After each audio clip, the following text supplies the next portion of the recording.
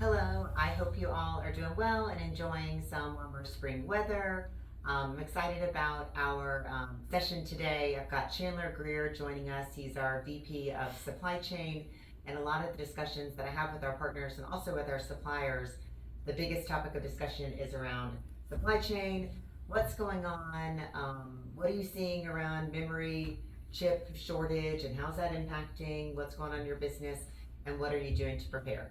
So I asked Chandler to join us today so that he could share some of the things that he and his team are doing to get us prepared.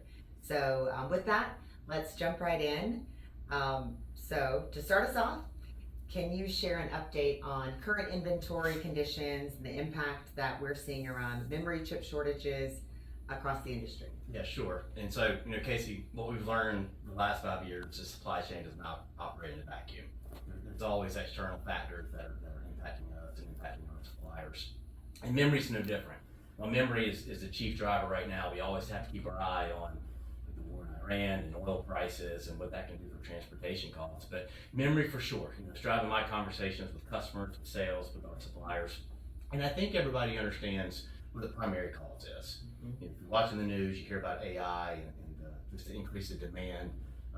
So I'm not going to get into that too much, other than to say it's driving up incredible reduction of supply for our suppliers and the memory chips that they need to manufacture their products.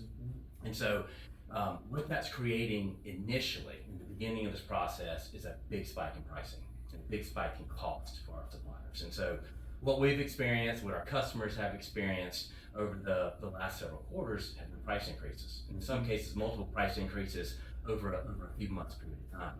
In some cases, our suppliers are paying 200-400% more in memory chips than what they used to. And that's really been the extent of it to this time.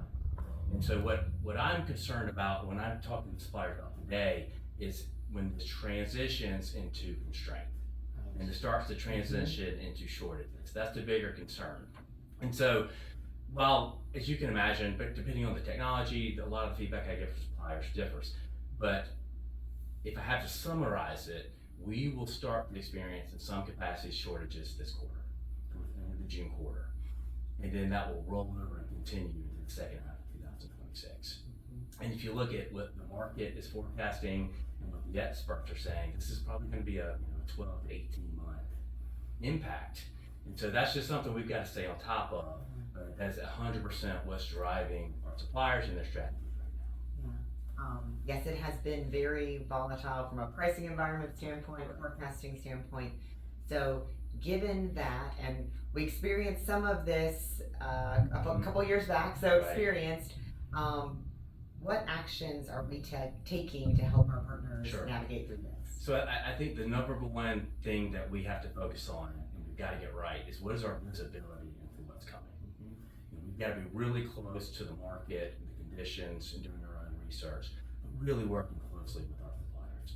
This one's going to be a little different than what we saw with semiconductors, because the memory chip, depending on which one it is, can drive the limited availability for those specific products. So we've got to know with our suppliers what the lead times are, what the availability issues are going to be, so that we can plan accordingly. Once we have some visibility, then we can make investments. And so that's what we plan to do. And we've already started. If you look at, from an inventory standpoint, we have 25% more in order than we did at the same point last year. We're trying to get ahead of it. We know lead times are extending, and we want to make sure we bring in the right products. We also want buffer inventory, and I guess you could call it safety stock inventory, on the products that are going to be the hardest hit. The higher end mobility, the networking, the gateways, those are the type products that we want to make sure that we have in stock to be able to support our customers. But let's be honest, we're not perfect. Our suppliers aren't perfect. They don't have a crystal ball. So one of the things we have to be is flexible. We've got to work with our suppliers to be flexible, so that if we don't have product A, how can we help our customers understand product B still works for their solution?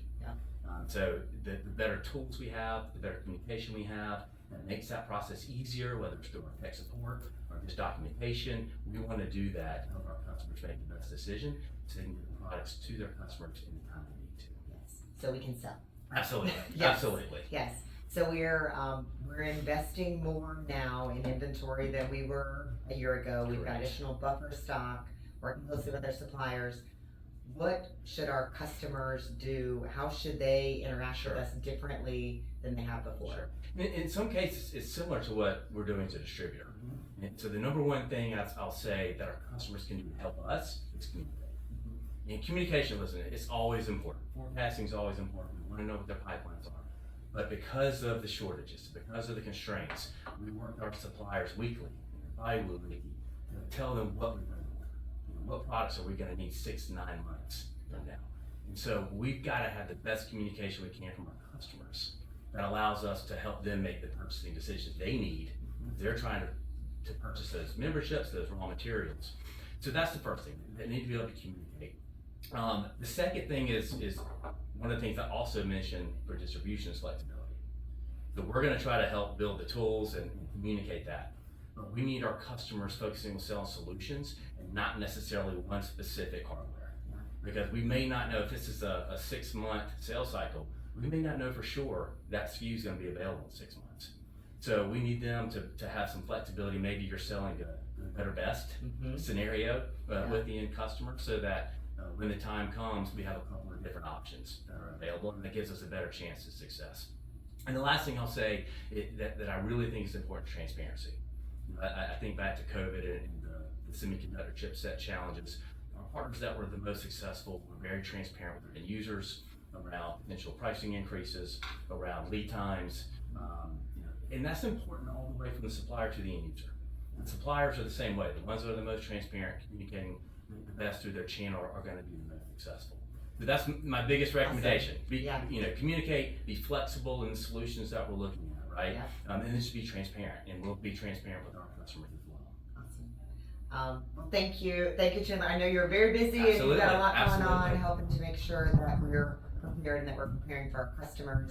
So continue sharing with us, continue communicating. If you've got additional questions, reach out to your rep, reach out to any of us, and thank you again to Chandler. Also in this newsletter, we've included some additional information about refresh. So as you're looking to find new opportunities, data around old technology that you had sold and where there's opportunity for refresh. So make sure to check that out. Thank you again, and we appreciate your partnership.